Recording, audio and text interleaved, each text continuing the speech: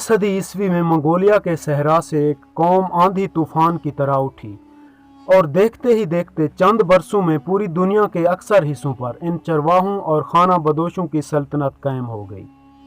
ये कौम मंगोल थे, जिन्हें तातारी भी कहते हैं। ये कौम एक सरदार चंगेज़ खान की क़यादत में मुत्तहद हुई और उफ़क़ पर छा गई। आज के इस वीडियो में हम इस कौम की तारीख़, उसका रहन सहन और अजीबो गरीब रवायात के बारे में गुफ्तगू करेंगे। अगर तारीख़ के औराक पलटे जाएं तो ये पता चलता है कि जब तूफ़ान नूह आया तो अक्सर दुनिया तबाह हो गई। तूफ़ान नूह के बाद हज़रत नूह अलैहिस्सलाम की नस्ल से पूरी दुनिया दोबारा फली फूली। तातारी और तुर्क कबाइल तुर्क बिन याफिस बिन नूह की औलाद में से थे। तुर्क और तातारी दरअसल एक ही नस्ल से थे। हज़रत सल्लल्लाहु अलैहि वसल्लम का इरशाद मुबारक है, क़यामत उस वक्त तक कायम न होगी जब तक मुसलमान तुर्कों की एक ऐसी कौम से क़िताल न करें जिनके चेहरे तह बतह ढालों की तरह होंगे और वो बालों के लिबास और बालों के ही जूते पहनेंगे। नबी आखिरुज़्ज़मां की इस हदीस मुबारक की रूह से मंगोलों ने इस्लामी दुनिया को ताराज करके रख दिया था। मंगोल वस्ती एशिया का एक खाना बदोश कबीला था और अपनी ताकत और रिवायात की वजह से दूसरे कबीलों से मुअज़्ज़ज़ शुमार होता। उनके जनूब में सहराए गोपी था। वो सारा साल जानवरों के लिए चारे और पानी की तलाश में सरगर्दा रहते। उनका गुजर बसर जानवरों के गोश्त, दूध और खालों पर होता। ये कबाइल बैरूनी हमलों से बचने के लिए चीनी हुकूमत को बाकायदा टैक्स अदा करते थे। मंगोल लकड़ी के फ्रेम के ऊपर बनाए जाने वाले गोल से खैमों में रहते थे, जिन्हें योरत कहा जाता था। ये फ्रेम और खैमे उन्हें बारिश और बर्फबारी से बचाते थे। खैमों का दरवाज़ा शुमाल की जानिब रखा जाता। इन खैमों को वो छकड़ों पर नस्ब करते ताकि दौरान हिजरत वो इन्हें आसानी से अपने साथ ले जा सकें। खैमों के अंदर फर्श पर सूखी घास डाली जाती थी, जिसको जानवरों की खालों और हाथ से बनी दरियों से ढांपा जाता। खैमों के अंदर औरतों के बैठने की जगह मर्दों से हटकर बनाई जाती। खैमों में आतिशदान से जरा हटकर घर का मालिक काउच पर बैठा करता, फिर इसके दाएं बाएं बाकी घर वाले बैठते थे। मंगोल खूबसूरत परिंदे पालने के भी बहुत शौकीन थे। जहां तक मंगोलों के मजहब का ताल्लुक था, वो शमानी नजरिए की एक किस्म थी, जिसमें पुरोहित या मजहबी पेशवा का किरदार शमान अदा करता। वो बीमारियों का इलाज तजवीज़ करने वाला, रूहों को कंट्रोल करने वाला और चौकीदार का किरदार अदा करने वाला होता। खैमों के अंदर दरवाजे के दोनों तरफ बुत लटकाए जाते। उनका अकीदा था कि ये बुत उनकी जानो माल और जानवरों की हिफाजत करेंगे और उनकी मौजूदगी से इनके बच्चे सेहतमंद रहेंगे। मंगोल अपने खैमों को रेशम से सजाते थे। रेशम उनके यहाँ कीमती चीज तस्वर किया जाता। अगर कोई चोरी करता तो ये एक नाकाबिले माफी जुर्म समझा जाता और उस जुर्म की सजा मौत होती थी। उनका खाना किसी जायके या लज़्ज़त के बगैर होता था। हर वो चीज जो खाई जा सके वो खा लेते थे। हराम हलाल की उनके यहाँ कोई तमीज न थी। कुत्ते को बड़ी रगबत से खाते थे, भेड़ियों को भी काट कर खा जाते थे। लोमड़ियाँ और घोड़े उनके दस्तरखान की जीनत होते। जब कभी खाने को कुछ न मिलता तो इंसानी गोश्त खाने से भी नहीं चूकते थे। उन्हें जुएं भी खाते देखा गया। उनका कहना था कि हम इन्हें इसलिए खाते हैं क्योंकि ये हमारे बेटों का खून चूसती हैं और गोश्त खाती हैं। खाने की जगह को वो न किसी कपड़े से ढांपते, न खाने के बाद हाथ साफ करते, बल्कि अपने या दूसरों के कपड़ों से हाथ साफ कर लेते। दिलचस्प बात यह है कि उनके पास ना तो गंदम थी, ना रोटी, ना सब्जी और ना ही खाना पकाने का तेल था तो सिर्फ उनके पास गोश्त ही था। गोश्त भी अक्सर बहुत कम मिकदार में मुयस्सर होता था। मंगोल घोड़ियों के दूध को खमीद करके शराब तैयार करते। ये शराब बादामों और दूध का मिला जुला जायका पेश करती और बहुत नशावर होती थी। उनके यहाँ एक और शराब भी तैयार की जाती जिसका नाम कोसमोस था और ये कबीले के आला तबके के लिए तैयार की जाती। पीकर बहक जाना, देसी गिटार की आवाज़ पर डांस करना और शोर गुल करना उनका मामूल था। नशे में वो मजीद पीते और एक दूसरे को मुकाबले का चैलेंज करते। जिस शख्स को चैलेंज किया जाता उसके कान जोर जोर से खींचे जाते और उसके आगे डांस करके और शोर मचाकर उसे मुकाबले के लिए उभारा जाता।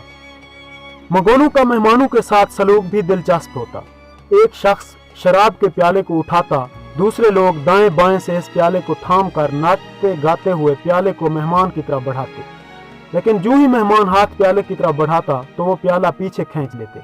ये अमल इसी तरह होता जैसे किसी बच्चे को छेड़ा जा रहा हो। जब मेहमान के सब्र का पैमाना लबरेज हो जाता तो वो प्याला इसे दे देते। यूं यूं मेहमान ये प्याला यानी शराब पीता जाता, सब मेजबान जोर से तालियां बजाते और शोर गोल करते थे। मंगोल औरतों की जिसामत मोटी होती थी। जिस औरत की नाक मोटी होती वो खूबसूरत तस्वर होती। मंगोल औरतें चेहरे पर अजीब व गरीब रंग फेर लेती। मंगोल मर्द घोड़ों को गैर मामूली अहमियत देते। वो एक दूसरे से दौड़ का मुकाबला करके बहुत महजूज होते। मंगोल औरत सिर्फ अमूर खानादारी तक महदूद न थी, बल्कि दूध दोहना और बाकी भारी काम भी किया करती। वो मर्दों के साथ लड़ाई में भी भरपूर हिस्सा लेती और खैमे भी गाड़ती थी। उनका लिबास कुछ यूं था कि लिबास का ऊपरी हिस्सा कपड़े से कसकर बांधती थी, जो नीचे टखनों तक होता था। उस वक्त तक जेर जामा का रिवाज शुरू नहीं हुआ था। पाँव में बालों या चमड़े के जूते पहनते। मर्द भी सारा साल इसी लिबास में मलबूस रहते। शादी ब्याह के मौके पर बीवियां खरीदी जाती। जिन लड़कियों के दाम ज्यादा बढ़ा दिए जाते वो बिन ब्याही बैठी रहती ता वक्त ये कि कोई समझौता न हो जाए। बाप के मरने पर उसका बेटा बाप की बीवियों पर अपना हक समझता और उन तमाम को अपनी बीवियां बना लेता। सिर्फ सगी माँ इस सलूक से मुस्तस्ना थी। मंगोल औरत मिजाजन अक्खड़ मिजाज और मुंह फट होती थी। यही वो लोग थे जो एक एक माह घोड़े के पीठ पर से नहीं उतरते थे और खाना पीना भी उसी के ऊपर ही पसंद करते। घोड़दौड़, एक दूसरे से उलझ पड़ना और एक कबीले का दूसरे कबीले पर चढ़ दौड़ना मामूल की बात थी। मगलूब कबीले को लूट मार का सामना करना पड़ता। उनकी औरतें उठा ली जाती और आपस में बांट ली जाती, यानी मर्दों की गलतियों और कमजोरियों की सजा कदीम दौर से औरतों ही को भुगतना पड़ती। आज के इस जदीद दौर में कबायली झगड़ों को ख़त्म करने के लिए जब सुलह की कोशिशें की जाती हैं तो कमज़ोर को ताकतवर से जान खलासी करवाने के बदले अपनी औरतों और लड़कियों को मुखालिफों को पेश करना पड़ता है। ये कबीह रस्म आज भी सिंध और बलूचिस्तान में जारी है।